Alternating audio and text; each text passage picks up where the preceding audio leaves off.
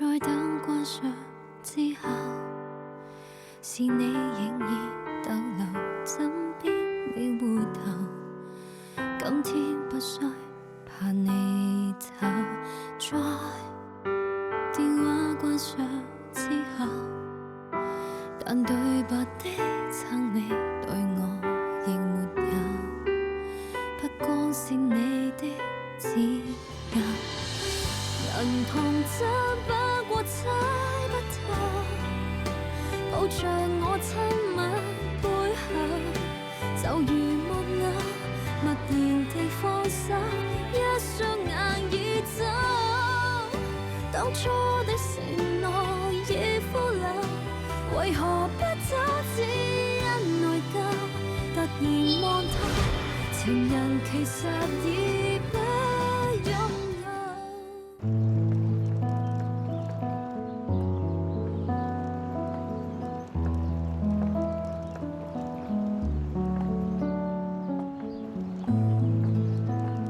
ស្គាល់គេសង្សារដំបងខ្ញុំគេជាប្រធានក្រមហែលទឹកពីមុនជាអ្នកមានឥទ្ធិពលនិយាយថាមិនចង់ឆាប់រៀបការច្បាស់ណាស់មិនចង់ស្នេហាចង់ជាប់ទៅបាយពីខ្ញុំតែមកផ្លិតសោះក៏រៀបការមានកូនហើយនាងចង់រៀបការឬក៏ចង់បង្កើតកូនមិនចង់ទាំងអស់ខ្ញុំចង់ធ្វើជាអ្នកកសែតជាងអញ្ចឹងត្រូវហើយមនុស្សគ្រប់រូបមានវិថីជីវិតខ្លួនឯងមិនចាប់ប្រៀបធៀបទេត្រូវដូច្នេះខ្ញុំអត់ស្ដាយក្រោយបាយពីគេទេការពិតនាងមិនបាច់បកស្រាយរឿងពីមុនរបស់នាងប្រាប់ខ្ញុំទេឲ្យតែនាងចេះមានជំរឿទទួលខុសត្រូវការសម្រេចចិត្តខ្លួនឯងគឺអស់បញ្ហាហើយតែលោកដូចជាមិនដែលប្រាប់ខ្ញុំពីរឿងលោកពីមុននោះទេត្រូវឬអត់ខាងមុខមានហាងការ៉េមអង្គុយនិយាយគ្នាទៅចិត្តទូលេម្លេះមនុស្សត្រូវបំភ្លេចអតីតកាលទើបអាចបន្តទៅមុខទៀត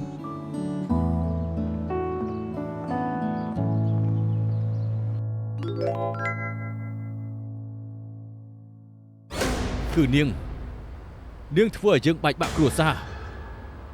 យើងមិនលើកលែងឲ្យនាងទេ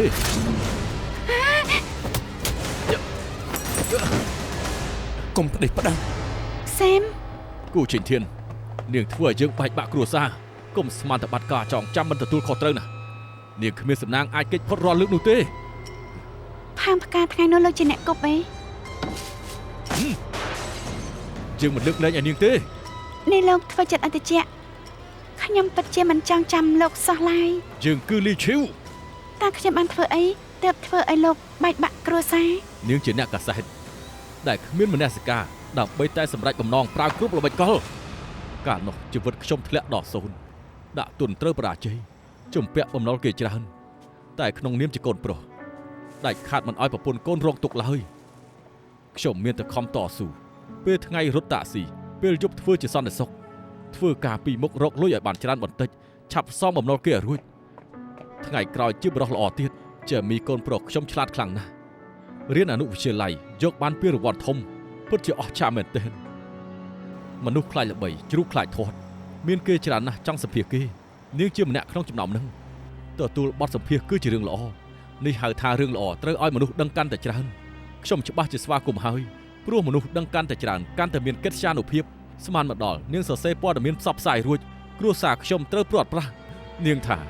ខ្ញុំយកកូនប្រុសខ្ញុំធ្វើជាមុខរបរបង្ខំឲ្យគេសម្ភាសរកលុយមិនឈប់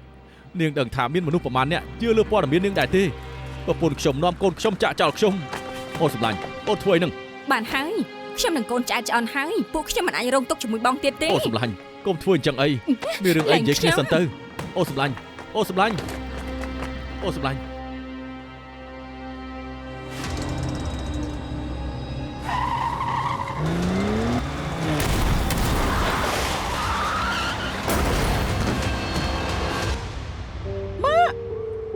ម៉ាក់ស្លាប់មិនបានទេម៉ាក់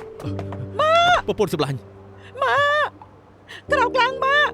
ឥឡូវឡានពេទ្យប្រពន្ធខ្ញុំត្រូវឡានបុកហើយបើនាងមិនសរសេរព័ត៌មានផ្ដេសផ្ដាស់ប្រពន្ធខ្ញុំក៏មិនឆ្លោះជាមួយខ្ញុំសុំខ្ញុំលែងលះនាំកូនខ្ញុំរត់ចេញពីផ្ទះហើយក៏មិនត្រូវឡានបុកអញ្ចឹងដែរនាងគឺជាឃាតករសម្លាប់មនុស្ស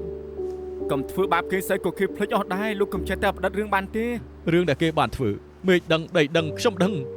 ត្រូវខ្ញុំឲ្យកូនទទួលបទសម្ភាសខ្ញុំទទួលបានលុយតែខ្ញុំគ្រាន់តែចង់រកលុយឲ្យបានច្រើនដើម្បីឲ្យគ្រួសារខ្ញុំរស់នៅបានសុខស្រួលបន្តិចខ្ញុំធ្វើខុសត្រង់ណាទៅខ្ញុំពិតជាភ្លេចអស់មែន មកម៉ាត់ណាក៏ថាភ្លេចអស់ចាត់ទុកថាគ្មានរឿងចឹងហ៎កុំសង្ឃឹមឲ្យសោះព្រោះតែប្រពន្ធខ្ញុំស្លាប់ប៉ូលីសប្តឹងខ្ញុំបើកបរបង្កគ្រោះថ្នាក់ខ្ញុំជាប់គុក 2-3 ឆ្នាំខ្ញុំជាប់គុករួចហើយពេលចេញមកវិញសូម្បីតែកូនខ្ញុំក៏ខ្ញុំរកមិនឃើញគ្រួសារមួយដ៏ល្អត្រូវនាងធ្វើឲ្យព្រាត់ប្រាសមួយជីវិតខ្ញុំត្រូវនាងបំផ្លាញខ្ទេចអស់ហើយ លោកលីបន្តិចក៏ខ្ញុំមិនដិតអារម្មណ៍អ្វីដែរខ្ញុំអាចធ្វើអ្វីប៉ះប៉ូវសងលោកបានទេលោកប្រាប់ខ្ញុំមក ស្អីក៏ខ្ញុំមិនត្រូវការដែរខ្ញុំចង់ជួបតែកូនប្រុសខ្ញុំតែប៉ុណ្ណោះខ្ញុំចង់ជួបកូនខ្ញុំនៅសល់តែគេម្នាក់តែប៉ុណ្ណោះគ្រប់គ្នាដឹងថាគេនៅឯណាទេឲ្យតែលោកសន្យាថាឈប់ព្យាបាទឈិងធានខ្ញុំអាចពិចារណាជួយលោក និយាយរួមបើខ្ញុំរកកូនប្រុសខ្ញុំមិនឃើញទេខ្ញុំមិនអធិស្ឋានឲ្យគេទេ ឲ្យគេទៅចោះកុំខាត់គេអី បងឆាងសឹងចង់រកគ្នាតាមគេទេ ព្រោះឯងគឺជាអ្នកទោសឆាប់ទៅវិញទៅ មិនអីទេ ក្បាលលោរបួសហើយ ណែមិនក៏លោកលេចមុខនៅទីនេះ អើយហូបចិត្តរួចទៅហើយគេនៅតែមិនទាន់មកទៀតស្រេចតែចិត្តគេបានន័យថាម៉េច គេគ្មានន័យអីទេខ្ញុំថាហើយគេប្រជុំរួចនឹងមក មិនទាន់រៀបការផងអញ្ចឹងទៅហើយពេលរៀបការរួចឯងនឹងខ្លាចជាយាយចាស់ជាផ្លូវការហើយ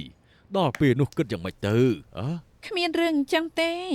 វ៉ាន់សិនល្អនឹងខ្ញុំណាស់ផ្ដល់ភាពកក់ក្ដៅសង្សារដ៏ល្អបែបគំរូ ឯងជាសង្សារដ៏ល្អបែបគំរូទើបត្រូវតាំងពីតូចដល់ធំឯងគឺអញ្ចឹងហើយ សុខទៅនិយមត្រូវអន់ខ្ញុំដឹងតា ប្រកាសជាមែនទេកូនស្រីឯងចាំទេកាលនៅតូចឯងចង់រៀនរាំរបាំបាលេកាលនោះសេដ្ឋកិច្ចក្នុងផ្ទះមិនសូវជាល្អទើបមិនបានឲ្យឯងទៅរៀនឯងក៏លួចមើលគេនៅមាត់ទ្វារបន្ទប់ហើយក៏រៀនរាំតាមពួកគេចុងក្រោយឯងរាំមិនត្រូវធ្វើឲ្យរបួសជើងឈឺរហូតដល់ 2-3 ខែក៏មិនព្រមប្រាប់ប៉ាដែរ ចាំបាន មនុស្សដូចឯងនេះពីតូចដល់ធំមានះខ្លាំងណាស់ឲ្យតែឯងស្រឡាញ់អ្វីហើយស្អីក៏មិនខ្វល់ដាំក្បាលចូលទៅតែម្ដងមិនថារបួសក៏ដោយបរាជ័យក៏ដោយក៏ឯងនៅតែទទូចតស៊ូរហូតទាល់តែយកឲ្យបាន ប៉ាដឹងថាខ្ញុំអញ្ចឹងឈប់ខាត់ខ្ញុំទៅពីមុនខ្ញុំមិនបោះបង់របាំបាលេពេលនេះខ្ញុំក៏មិនបោះបង់វ៉ាន់សិនដែរ ឯងថាប៉ាប៉ិនរអ៊ូក៏ប៉ាត្រូវតែនិយាយកាលនៅពីតូចឯងរៀនរាំរបាំបាលេត្រូវរបួសជើងសម្រាប់ 2-3 ខែក៏ជាសះស្បើយឥឡូវប៉ានិយាយពីក្តីសុខរបស់ឯងមួយជីវិតវិញម្ដងប៉ាអាណិតហើយបារម្ភពីឯងខ្លាំងណាស់ប៉ាខ្លាចថាឯងមានក្តីសង្ឃឹមកាន់តែខ្លាំង សង្ឃឹមក៏កាន់តែខ្លាំងខ្ញុំដឹងហើយលោកប៉ាកុំបារម្ភអីមួយរយៈនេះវ៉ាន់សិននឹងប្រែដូចមុនវិញ សង្ឃឹមចឹងចុះមកកំដរប៉ាផឹក ជុលមួយ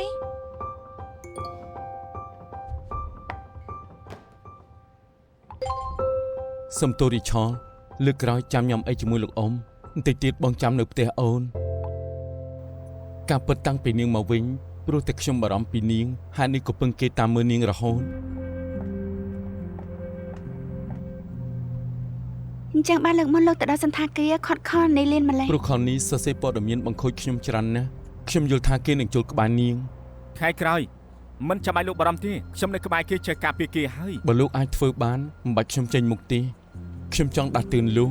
ពួកអ្នកលេងហួសសម័យទាំងនោះពឹងមិនសូវកើតទេ លោកនិយាយស្អី លីឈីមិនមែនទៅចង់ចាត់ការជិញធានលើកទី1ទេពួកលោកមិនដឹងវត្តមានគេទេ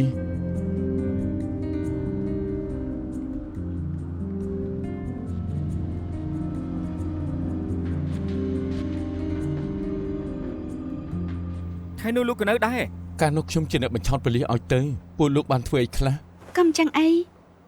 ខ្ញុំដឹងថាពួកលោកបារម្ភពីខ្ញុំខ្លាចខ្ញុំចូលសង្គមមិនកើតតែខ្ញុំប្រហែលជាមនុស្សចរិតអន់មែនមិនសមឲ្យពួកលោកធ្វើច្រើនដើម្បីខ្ញុំនោះទេ ឈិងធានខ្ញុំអាចធ្វើសាស័យបាននាងជាអ្នកកសែតដែលមានមនសិការកាលនោះស្ថានភាពលីឈីវនាងបានប្រាប់ខ្ញុំហើយមិនដល់ថ្នាក់ដូចគេនិយាយទេនាងគ្រាន់តែរៀបរាប់ការពិតមិនបានមូលបង្កាច់គេទេ មែនហើយមិនចាំបាច់ស្ដាប់គេនិយាយទេ និយាយរួមខ្ញុំនឹងសាកដាស់ចេញពីផ្លូវខ្លួនឯងរកឆាកជីវិតរបស់ខ្លួនមកវិញមិនបាច់ជូនខ្ញុំទៅទេ មានតែប្ររុកចិត្តទើបតាមដានអតីតប្រពន្ធខ្លួនឯងជប់តាមដានគេទៀតទៅខ្ញុំអាចស្នើសុំដីកាពីតុលាការ សួរឈិងធានសិនទៅព្រមធ្វើអញ្ចឹងឬអត់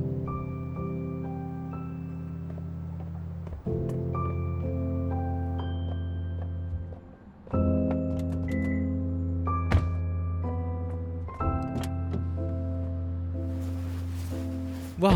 ឡាននេះបុកមិនស្រាលទេលោកក៏បុកមិនស្រាលដែរ នៅហ៊ាននិយាយទៀតមិនឆាប់ប្រាប់ខ្ញុំឲ្យលោកតាមដានគេច្បាស់ណាស់មិនក៏លោកតាមគេដល់ទៅបានមនុស្ស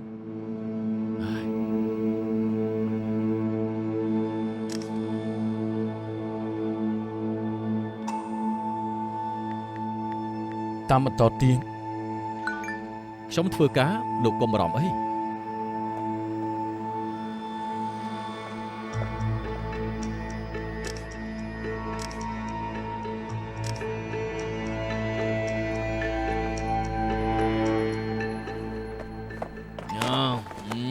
ផឹកតិចទៅអត់ទេ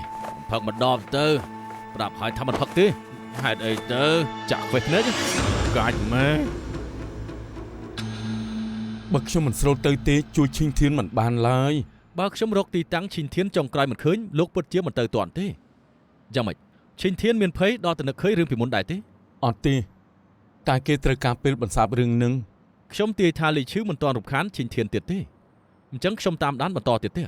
តាមទៀតទេ ប៉ុន្តែ ខ្ញុំដឹងលោកចង់និយាយអីតែខ្ញុំមិនចង់ឲ្យរឿងនឹងផុតពីបរិវេណខ្ញុំគ្រប់គ្រងមានលោកតាមដានខ្ញុំទុកចិត្ត បានជាលោកមានទំនុកចិត្តលើខ្ញុំតាមទៀត យ៉ាងម៉េចហើយមិនក៏ថ្ងៃទៅជាអញ្ចឹង មិនប្រយ័ត្នបុកត្រូវ ឈឺអន់ខ្ញុំទៅយកប្រេងមកលាបឲ្យបង អូ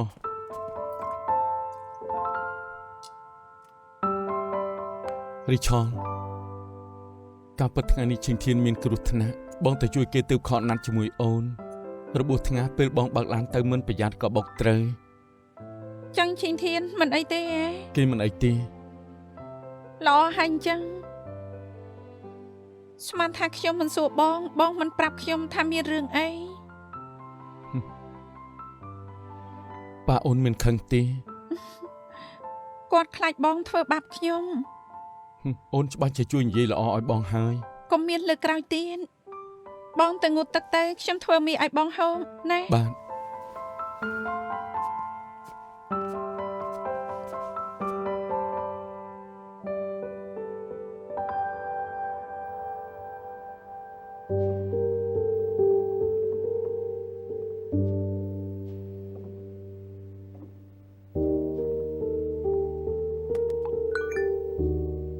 ថ្ងៃនេះខ្ញុំបានជួបមនុស្សម្នាក់គេឈ្មោះលេឈីវជាអ្នកដែលស្អប់ខ្ញុំគេចង់សម្លាប់ខ្ញុំគេថាខ្ញុំធ្វើឲ្យគេប្រត់ប្រាស់គ្រួសារហើយថាខ្ញុំ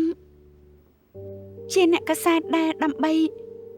សម្រេចបំណងប្រើគ្រប់ល្បិចខ្ញុំបានមើលព័ត៌មានដែលខ្ញុំសរសេរខ្ញុំមិនដឹងថាខ្លួនឯងហេតុអីក៏សរសេរព័ត៌មានបែបហ្នឹងតែទាំងនោះជាធាតុពិតនៃរឿងរ៉ាវមែនទេ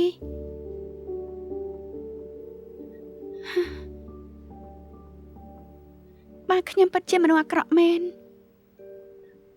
ខ្ញុំគួរតែបំភ្លេចរឿងពីមុនទាំងអស់ធ្វើមនុស្សសាថ្មីមែនទេ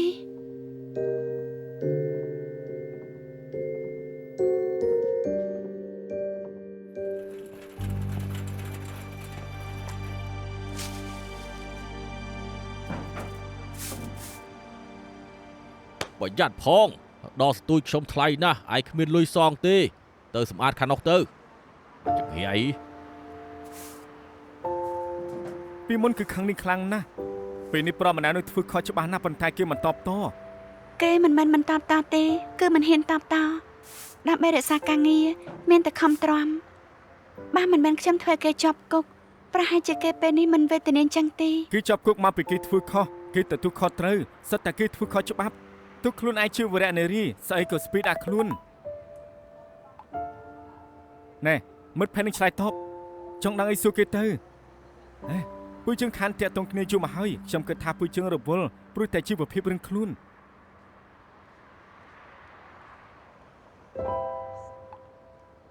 ចាំខ្ញុំសួរអ្នកផ្សេងទៀតចុះ មិនបាច់ទេលោកនិយាយត្រូវអ្នកណាក៏ត្រូវទទួលខុសត្រូវរឿងដែលខ្លួនធ្វើដែរ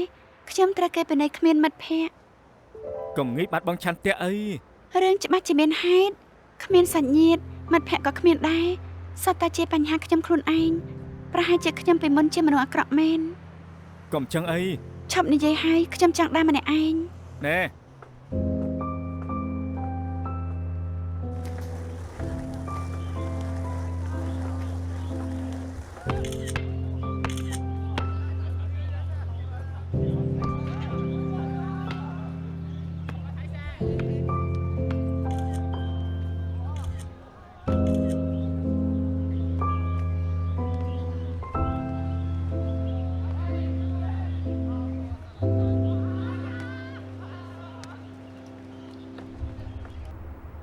ពិធីប្រកាសភាពយន្តកាលពីលើកមុនធ្វើបានជោគជ័យល្អណាស់មិនថាក្នុងវិស័យឬក៏តាមបណ្ដាញសង្គមពួកយើងទទួលបានគេសរសើរច្រើនណាស់បន្ទាប់មកទទួលបានការអញ្ជើញពី3ផលិតកម្មចង់សហការជាមួយពួកយើងទៀតផងដូច្នេះគ្រប់គ្នាត្រូវខំប្រឹងទៀតនឿយហត់ពី3ថ្ងៃទៀតតាមស្ថានភាពបច្ចុប្បន្នប្រាក់រង្វាន់ចុងឆ្នាំមានតែច្រើនជាងមុន មានថៅកែស្រីស្អាតបុគ្គលិកធ្វើការកាន់តែខំប្រឹងស្រាប់ហើយទម្រាំតែថៅកែស្រីស្អាតហើយចិត្តល្អសមនឹងឈ្មោះទៀតនោះ ប្រជុំប៉ុណ្ណឹងបានហើយសម្រាប់មកផ្លែតចុះយ៉ាងម៉េចអាឡិចមានការអី គ្មានអីទេខ្ញុំឆ្លងកាត់ម្ដុំនេះក៏នឹកឃើញនាងចូលចិត្តហូបសូកូឡាប្រេននេះខ្ញុំក៏ទិញយកមកឲ្យនាងទៅ តែមួយប្រអប់ទេហ៎ បាទ អញ្ចឹងលោកមកយឺតហើយអ្នកប្រុសជ័យជូនឲ្យ3ថ្ងៃជាប់គ្នាស្រឡាញ់មេបំពេកូនទៀតផងមើលនៅលើតុណោមើលមករួមការងារញ៉ាំមិនអស់ផង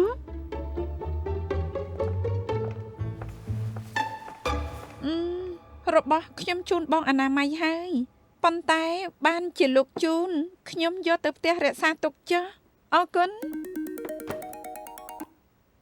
អាឡូអូទោះចាំយូរក៏ត្រូវចាំដែរខ្ញុំស្រឡាញ់ឡាននោះណានៅតែពាក្យដដែលលុយនឹងពេលវេលាមិនអីទេសំខាន់ជួយជុលឲ្យបានល្អអូខេចាស់អរគុណបាយបាយ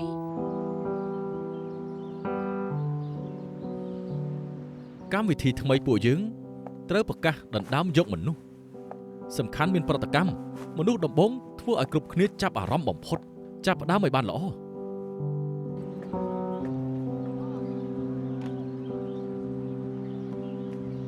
ហើយភាគមួយពួកយើងធ្វើអីល្អទៅណោះសែមហើយសុំចិត្តលោកបន្តិចបានទេខ្ញុំដឹងថាលោកបារម្ភពីអតីតប្រពន្ធតែបារម្ភដឹងបារម្ភលោកក៏ត្រូវគិតពីរិឆលខ្លះដែរលោកដឹងដែរទេមិញខ្ញុំទិញសូកូឡាយកទៅឲ្យគេតែតាមពិតទៅអ្នកប្រុសចៅនោះ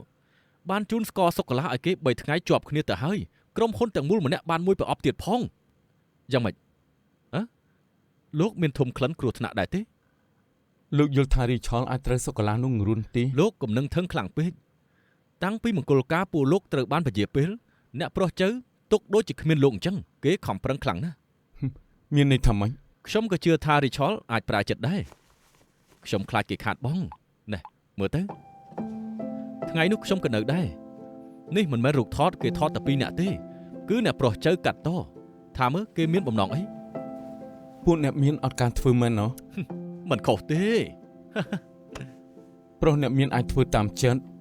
តែដូចក្មេងពេកអាចធ្វើឲ្យស្រីរអើមសង្សារខ្ញុំមានគេតាមស្រឡាញ់ច្រើនបញ្ជាក់ថាកសែភ្នែកខ្ញុំល្អ ដឹងថាលោកមានទំនុកចិត្តទោះលោកមិនខ្លាចនាងត្រូវគេដណ្ដើមតែក៏គួរតែបញ្ជាក់ឲ្យនាងបានឃើញថាលោកខ្វាយខ្វល់ពីគេដែរ និយាយរួមទៅខ្ញុំជឿជាក់លើរីឆល រីឆលលើថាឡាននាងជួយទៅជួយជុលមិនចឹងជីឡានខ្ញុំដាក់នាងសិនទៅជីដាក់លេងឲ្យចាំជីឡាននាងអូខេ អរគុណហើយអ្នកប្រុសចៅតែខ្ញុំចូលចិត្តជិះរថភ្លើង ណែ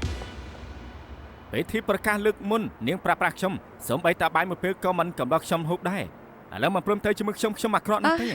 អ្នកប្រុសចៅឈប់លេងសើចទៅការពិនហេឡារីវ៉ាន់ចង់សហការជាមួយលោកយូហើយគ្រាន់តែរកឱកាសល្អមិនបានខ្ញុំឃើញព័ត៌មានអាឡិចស្របពេលគ្នាអាចជួយលោកផ្សព្វផ្សាយភាពយន្តនិងគម្រោងគ្រឿងអលង្ការបានប្រយោជន៍ទាំងពីរការពិនខ្ញុំចង់ជួយលោកដណ្ដើមប្រយោជន៍ដ៏ធំ ប្រយោជន៍ខ្ញុំនៅធំមួយម៉ាក់ហ្នឹងទេខ្ញុំមិនខ្វល់ពីលុយឡើយ អញ្ចឹងខ្ញុំជួយលើកសោភ័ណភាពលោក អាហ្នឹងក៏មិនខ្វល់ដែរ អ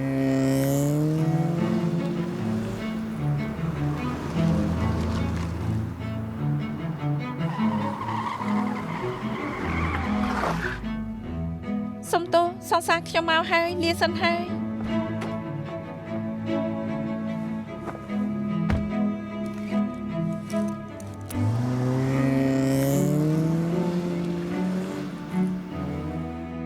មិញខាងយានដ្ឋានទេប្រាប់ខ្ញុំថារកគ្រឿងបន្លាស់ឡានមិនទាន់បានទេ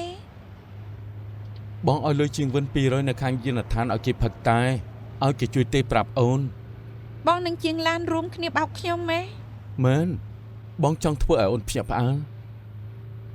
គ្រឿងបន្លាស់បងជាអ្នករកបានណា ទុកថាអញ្ចឹងបងពឹងមិត្តភ័ក្តិដែលលេងឡានបុរាណខ្ចីខ្សែរយៈពូគីរកបាននៅយានដ្ឋានលាក់ខ្លួននៅអារម្មណ៍ហើយត្រូវជាយន្តហោះមកទៀតទៅលឿនម្លឹង អញ្ចឹងមិនថ្លៃទេ និយាយត្រង់ចោលថ្លៃគ្រឿងបន្លាស់នឹងដឹកជូនមិនថោកទីដើម្បីស្រីខ្ញុំសប្បាយចិត្តថ្លៃប៉ុណ្ណាក៏សមដែរ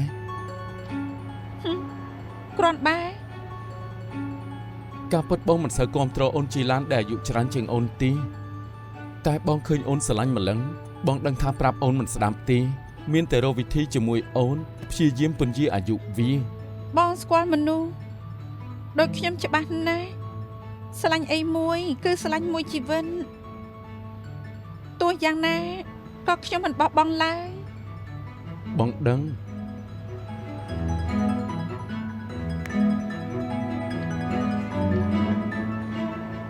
អូនខុសឆ្គងលឿនតែប្រុសចៅទៀតហើយគិតមិន ដើម្បីប្រុសដែលខ្ញុំស្រឡាញ់ទោះខុសឆ្គងលើអ្នកណាក៏មិនអីដែរ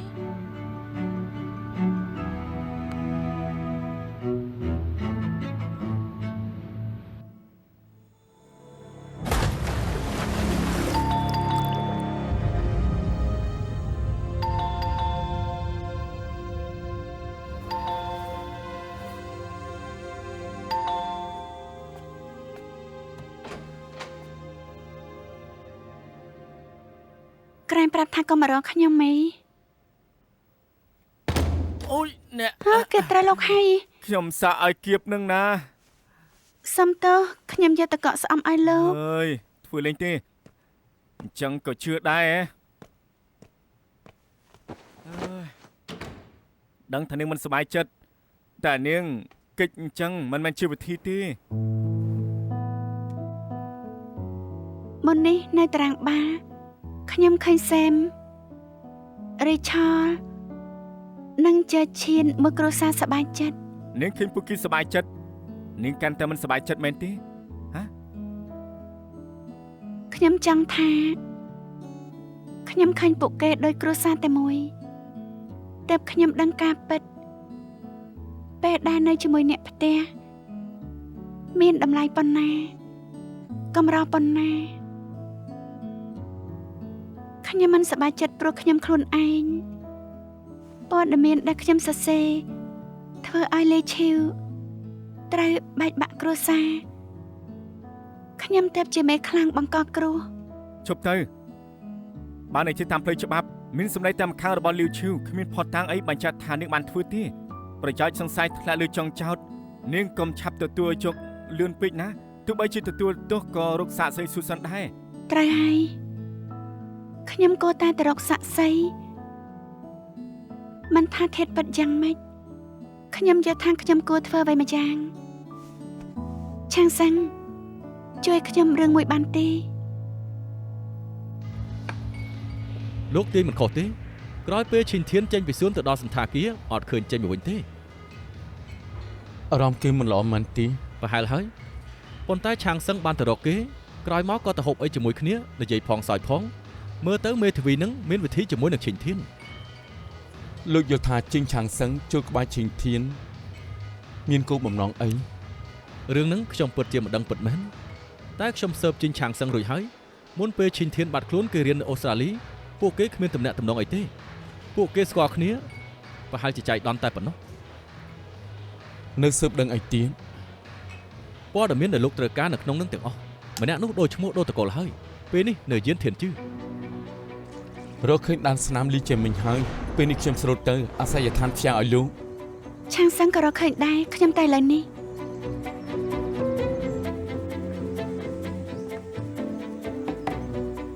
រកអ្នកណា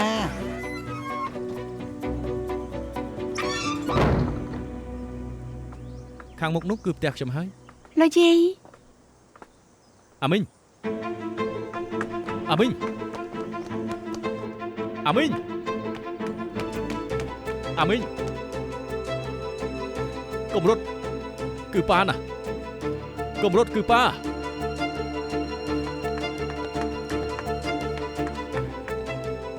អាមីងអាមីងគឺប៉ាណាគឺប៉ាលោកមិនសមតម្លៃធ្វើជាប៉ាខ្ញុំទេប៉ាមិនគប្បីនឹងឯងប៉ាដឹងថាប៉ាខុសហើយអញអធិស្ឋានផ្ដល់ឱកាសឲ្យប៉ាបានទេតាំងពីតូចដល់ធំលោកធ្លាប់បំពេញតួនាទីជាប៉ាទេចង់ឲ្យខ្ញុំអធិស្ឋានធ្វើឲ្យម្ដាយខ្ញុំរស់វិញមកបើអាចធ្វើឲ្យម្ដាយខ្ញុំរស់វិញខ្ញុំអធិស្ឋានឲ្យលោកអាមីងប៉ាពិតជាដឹងខុសពិតមែនរឿងជាច្រើនមិនអាចត្រឡប់ក្រោយបានទេលោកកើចេះមិញនេះលោកលេដឹងខុសហើយ ការពិតគឺនាងទេខ្ញុំចាំនាងបាននាងជាអ្នកកាសែតដែលមកសម្ភាសម៉ាក់ខ្ញុំនៅកាលនោះគូឈិនធានព្រោះតែនាងធ្វើឲ្យជីវិតខ្ញុំអស់ចាយ៉ាងហ្នឹង តែកាលនោះខ្ញុំនិយាយអីជាមួយពួកលោក អ្នកទាំងពីរគួរឲ្យស្អប់ដូចគ្នាខ្ញុំមិនចង់ឃើញអ្នកទាំងពីរទេ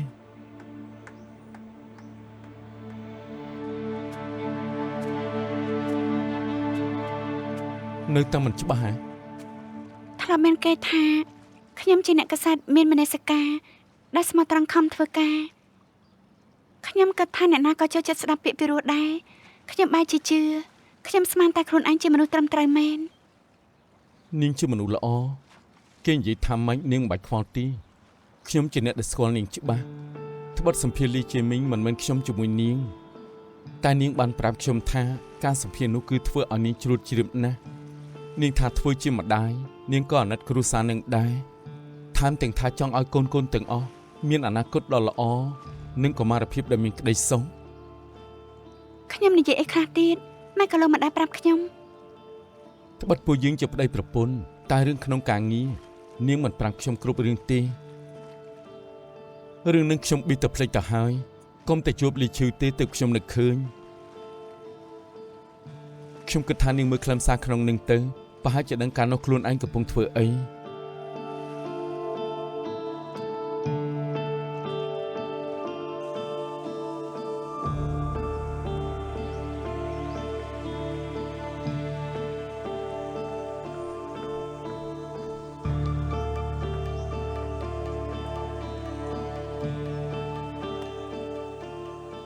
លោកយាយ គឺនាងទេហ៎អាមីងចិត្តមកវិញហើយមើលរូបថតទាំងនេះសិនទៅ អរគុណហើយ ជេមីងកាលពីតូចឆ្លាតណាស់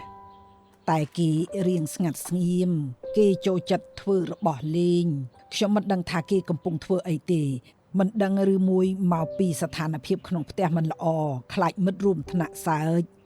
តាំងពីម្ដាយគេទៅបាត់គេកាន់តែស្ងប់ស្ងាត់មិនថតរូបមិនសើចខ្ញុំរស់នៅជាមួយគេក៏មិនសូវជជែកលេងដែរសួរមួយម៉ាត់គេឆ្លើយមួយម៉ាត់មិននិយាយច្រើននោះទេ ចុះការរៀនសិស្សរបស់គេ ឈប់រំលឹកទៅមិនដឹងហេតុអីពិន្ទុគេកាន់តែខ្សោយទៅរៀនដល់ថ្នាក់ទី12គេក៏មិនព្រមរៀនទៀតគេជាក្មេងម្នាក់ដែលឆ្លៀសវៃណាស់ ខ្ញុំគិតថាប្រហែលឆ្នាំនេះគេក៏រស់មិនស្រួលដែរ លោកយាយ ជាមីង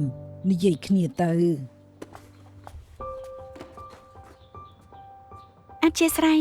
ពេលមុនខ្ញុំមានឧបតិហេតុបាត់បង់ការចងចាំស្អីក៏ភ្លេចអស់កាលនោះខ្ញុំប្រហែលជាធ្វើរឿងហួសហេតុខ្ញុំចង់សុំទោសលោក ការពិនគួរតែខ្ញុំសុំទោសទើបត្រូវព្រោះតែប៉ាខ្ញុំព្រោះតែម្នាក់នោះនៅទើបខ្ញុំនិយាយបែបនោះការពិនខ្ញុំអត់ខឹងនាងទេ លោកចង់ថាលោកលីឯង បានហើយមិនបាច់ជួយនិយាយល្អឲ្យគាត់ទេខ្ញុំមិនអធិស្ឋានឲ្យគាត់ឡើយការពិតទៅគាត់ធ្វើបាបម៉ាក់ខ្ញុំណាគ្រាន់តែម៉ាក់ខ្ញុំមិនចង់ឲ្យខ្ញុំគ្មានប៉ាគ្មានគ្រួសារពេញលេញដូច្នេះទើបទ្រាំរស់នៅក្បែរគាត់លេខ1ឡើងទៅបន្ថែមទៀតចង្រៃយកចេះជីអត់នឹងហើយ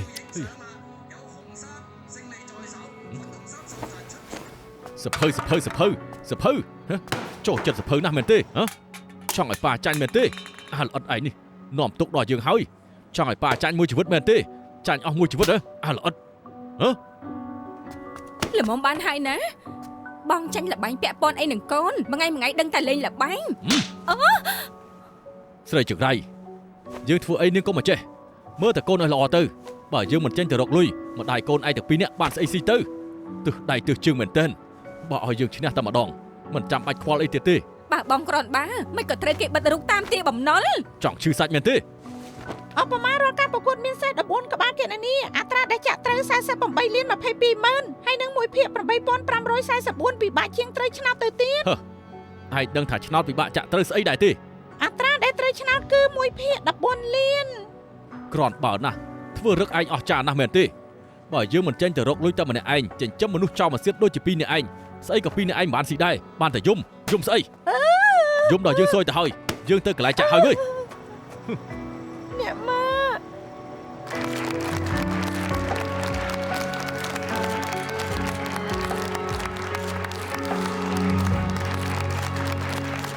សូមអបអូនប្រុសលីជាមិញប្រអប់ថ្នាំដែលនៅក្នុងដៃឯងឈ្នះបានជើងឯងក្នុងការប្រកួតវិទ្យាសាស្ត្រលើកនេះជាលើកទី1ហើយដែលមានសិស្សវិទ្យាល័យឈ្នះក្នុងការប្រកួតនេះហេតុអីឯងមានកំណត់នឹងកាត់ឡើងព្រោះម៉ាក់ខ្ញុំតែងតែត្រូវហូបថ្នាំតែគាត់មានកិច្ចការផ្ទះជាច្រើនត្រូវធ្វើមានពេលខ្លះភ្លេចហូបថ្នាំដូច្នេះខ្ញុំចង់បង្កើតរបស់នេះដាស់តឿនគាត់ឲ្យហូបថ្នាំអញ្ចឹងកម្រងបន្ទាប់ឯងជាអ្វីខ្ញុំនឹងរនៅទៀតបង្កើតអ្វីដើម្បីសម្រួលអម្រែកម៉ាក់ខ្ញុំអញ្ចឹងឯងស្រឡាញ់ម៉ាក់ឯងណាស់ណរង្វាន់លើកនេះគឺផ្ទះដែលលក់មុនឯងគិតចង់ថ្ងៃក្រោយនៅម្នាក់ឯងឬក៏យ៉ាងម៉េចខ្ញុំនឹងរើទៅនៅជាមួយម៉ាក់ខ្ញុំមានតែម៉ាក់ទេចាប៉ាខ្ញុំមិនត្រូវការប៉ានិយាយត្រង់ចុះកន្លែងលោកស្រីនៅពេលនេះមិនសូវស័ក្តិសមនឹងចេះមិញលូតលាស់ទេខ្ញុំនឹងខំប្រឹងជួយតែសំខាន់គឺលោកស្រីលីយល់ព្រម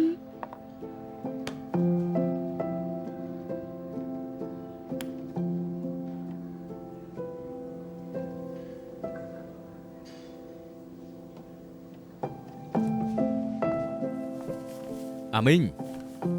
មើលណែទិញភ្លៅមាន់មកឲ្យឯងញ៉ាំណាយកទៅណែ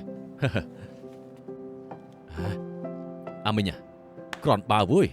ចេះបង្កើតរបស់ប៉ាកែណាស់ណបាទ2ថ្ងៃមុនមានអ្នកកាសែតទេមកប៉ាថាគេចង់សម្ភាសឯងស្អែកចាំប៉ានាំឯងទៅសម្ភាសទៀតហើយក្រែងសម្ភាសពី3ដងហាញ់តាលើកនេះខាងស្នាក់ការផ្សេងខុសគ្នាណាខ្ញុំលែងចង់ទៅហើយសំណួរសួរលើកណាប្រហែលតែគ្នាមានតែស្អីទៅចុះជែកលេងជាមួយនឹងពួកគេទៅបើកូនមិនចង់ទៅក៏មកខំគេអីណែអូនតែតែប្រឆាំងជាមួយនឹងបងបានយល់ព្រមនឹងគេហើយបានលុយទៀតផងណាលុយមួយថ្ងៃបងដឹងតែពីលុយបងមានធ្លាប់គិតដល់អារម្មណ៍កូនទេគេថាឲ្យមិនចង់សម្ភារទៀតទេបើគ្មានលុយនាងស៊ីស្អីទៅយើងខំចេញទៅធ្វើការងារពីមុខចិញ្ចឹមស្រីចោលមកសៀតដូចជានាងនៅមានទៀតផ្ទះដែលគេប្រកួតឈ្នះនោះ2ថ្ងៃទៀតណាទៅធ្វើបែបបត់ជាមួយនឹងយើងដាក់ឈ្មោះយើងណាផ្ទះមិនដាក់ឈ្មោះបងទេថាម៉េចថាម្ដងទៀតមើលខ្ញុំថាផ្ទះមិនដាក់ឈ្មោះបងទេខ្ញុំចង់លេងលេះជាមួយនឹងបងខ្ញុំចង់នាំអាមីងចាក់ចេញលេងលេះអីយើងយល់ហើយឥឡូវកូនចេះកើតពងមាសចង់លៀបយកម្នាក់ឯងមែនទេពួកយើងជាគ្រួសារតែមួយណាមើលម្ដាយឯងចោះលប់លន់ណាស់ចង់លៀបយកផ្ទះតែម្នាក់ឯងនិយាយរួមឯងទៅសុភាដឹងហើយនៅស្រីចង្រៃ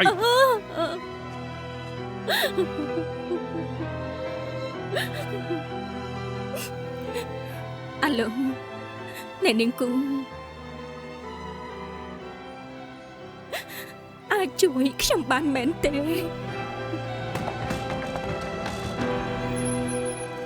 ស្រីចង្រៃចង់រត់ទៅណា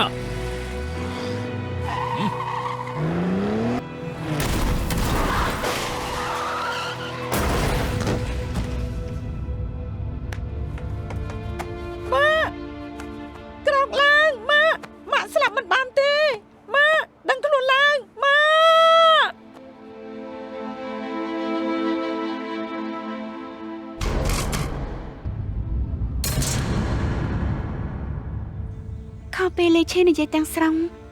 គេលាក់បាំងរឿងច្រើនណាស់ការពិតកន្លងមកអ្នកដែលខ្ញុំមិនអាចអធិស្ឋានឲ្យបានគឺខ្ញុំខ្លួនឯង ឯងត្រៀមខ្លួនហើយនៅចាប់ផ្ដើមហើយណា ការពិតខ្ញុំហត់ណាស់ប៉ានាំខ្ញុំទៅជួបអ្នកកសែតផ្សេងរាល់ថ្ងៃធ្វើបទសម្ភាសន៍ច្រើនណាស់ មែននេះ គាត់ថាឲ្យមនុស្សស្គាល់ខ្ញុំកាន់តែច្រើនហើយម៉ាក់មិនជួយនិយាយទេបណ្ដាលឲ្យខ្ញុំត្រូវប៉ារៀបចំ ខ្ញុំព្រោះតែឲ្យម៉ាក់ខ្ញុំចាក់ចោលម្នាក់នោះ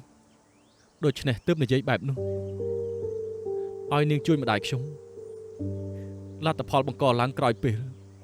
ព័ត៌មាននោះផ្សព្វផ្សាយការពិតខ្ញុំក៏មានកំហុសដែរ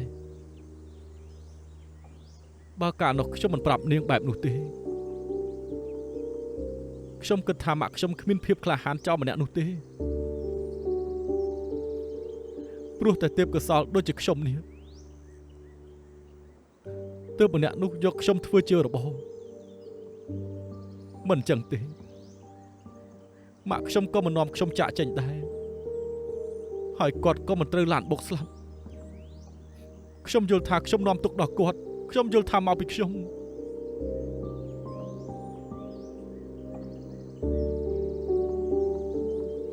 មិនចឹងស្ដាប់ម៉ាក់លោកនិយាយថាម៉េចទៅព័ត៌មានរបស់ជេមីងខ្ញុំសរសេរតាមអ្វីដែលខ្ញុំសម្ភាសជេមីងសង្ឃឹមថាកុំប្រកាន់ គេនិយាយមិនមែនជាការពិតទេតែខ្ញុំដឹងហេតុអីគេនិយាយកុហកព្រោះបើគេមិននិយាយអញ្ចឹងទេពួកខ្ញុំនឹងត្រូវប៉ាគេធ្វើបាបទៀតក្រោយពេលដែលព័ត៌មានចុះផ្សាយរួចខ្ញុំនឹងបដិញ្ញានាំគេចាក់ចេញ អញ្ចឹងលោកស្រីមានស្ដាយក្រោយឲ្យជេមីងចូលប្រកួតវិទ្យាសាស្ត្រទេ អត់ទេខ្ញុំមិនបានគិតច្រើនទេខ្ញុំឲ្យជេមីងចូលរួមប្រកួតគឺចង់ឲ្យគេបានចូលរួមកំសាន្តអារម្មណ៍ឲ្យសប្បាយចិត្តការពិតជេមីងជាមនុស្សបែបណាអាចនឹងយ៉ាងម៉េចជាក្មេងមានទេពកោសល្យឬអត់មិនសំខាន់ទេព្រោះគេជាកូនរបស់ខ្ញុំ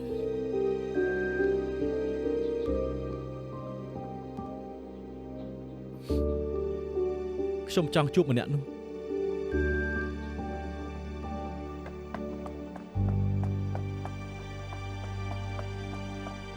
អាមិញទីបំផុតឯងព្រមជួបប៉ាហើយឯងនៅខឹងប៉ាទៀតប៉ាដឹងពេលឯងត្រូវការប៉ាបំផុតប៉ានៅក្បែរឯងតែប៉ាជាប់គុកប៉ាក៏មិនចង់អ្នកណាចង់ជាប់គុកខ្ញុំមកជួបលោកព្រោះតែបង្ឆេញប្រាប់ថាមានទំនាក់ទំនងខ្លះមិនអាចកាត់ផ្ដាច់ទេ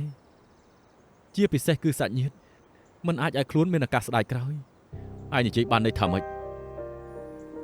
បើគ្មានរឿងអីទេនេះជាលើកចុងក្រោយដែលពួកយើងជួបគ្នាហើយព្រោះខ្ញុំនឹងចាក់ចេញពីហុងកុងទៅកន្លែងចាប់ផ្ដើមសារជាថ្មីសង្ឃឹមថ្ងៃក្រោយក៏មករកខ្ញុំទៀតឯងមិនមែនចង់ចាក់ចេញទាំងអញ្ចឹងទេចុះផ្ទះនៅកាលនោះឯងមិនមែនចង់ឲ្យផ្ទះនោះទៅយាយឯងទៅដឹងអីដល់ពេលនេះហើយនៅគិតពីផ្ទះនោះទៀតនឹងហើយយ៉ាងណាក៏យើងចិញ្ចឹមឯងជាង10ឆ្នាំដែរឯងបោះយើងចោលអញ្ចឹងឯងចង់ទៅមិនអីទេណែឯងទុកផ្ទះឲ្យយើងនៅទៅណាណែអាមីងឯងមិនធ្វើដាក់ប៉ាឯងអញ្ចឹងទេដឹងអី លើកនេះកុំតែបានលោករកឃើញបទសម្ភាសន៍របស់ម៉ាក់ជេមីងតើបគេដឹងប្រឈមមុខនឹងប៉ាយ៉ាងម៉េច អ្នកដែលជួយជេមីងពិតប្រាកដមិនមែនខ្ញុំទេគឺនាងទើបត្រូវ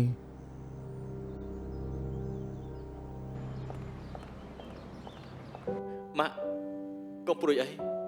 ពេលនេះខ្ញុំរស់នៅបានសុខរាល់ថ្ងៃខ្ញុំនឹងរើសជីវិតខ្លួនឯងមកវិញហើយរស់នៅឲ្យសប្បាយរីករាយ អាមីងម៉ាក់គ្មានសមិទ្ធផលអីទេសមិទ្ធផលធំជាងគេគឺកើតបានឯងទោះយ៉ាងណាម៉ាក់នឹងគាំទ្រឯងរហូតត្បិតនិយាយអញ្ចឹងរៀងចាស់កំរិនតែម៉ាក់មានកិត្តិយសនិងមោទនភាពចំពោះឯង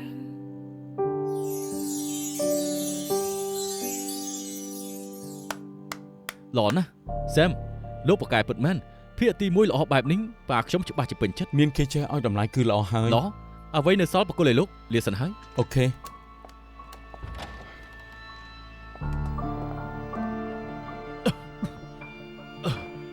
លោកខ្មោច សែមវីដេអូគំរូធ្វើរួចហើយតែទៀតផ្ញើចូលអ៊ីមែលលោក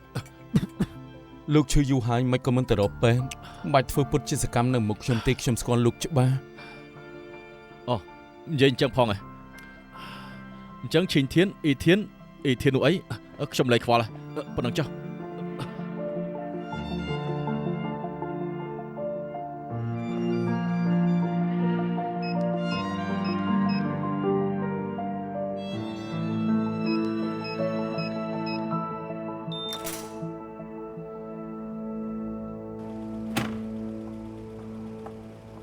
អរគុណអ្នកទាំងពីរខ្ញុំមានរឿងចង់និយាយជាមួយបងឈិនធាន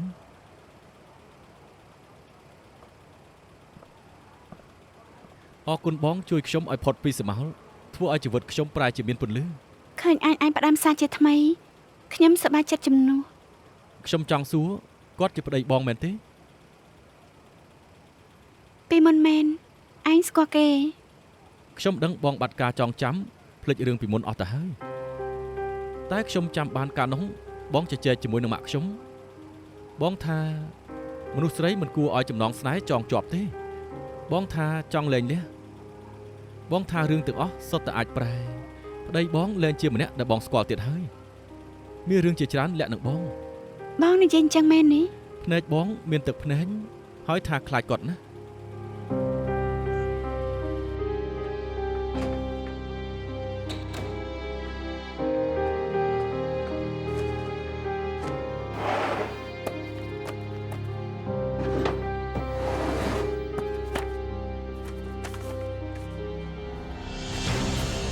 ទំព័រឆ្នាំ2016ខែ1ថ្ងៃទី24 25បាត់ហើយ មុនពីថ្ងៃដែលនឹងបានបាត់ខ្លួន នាងកំពុងធ្វើអី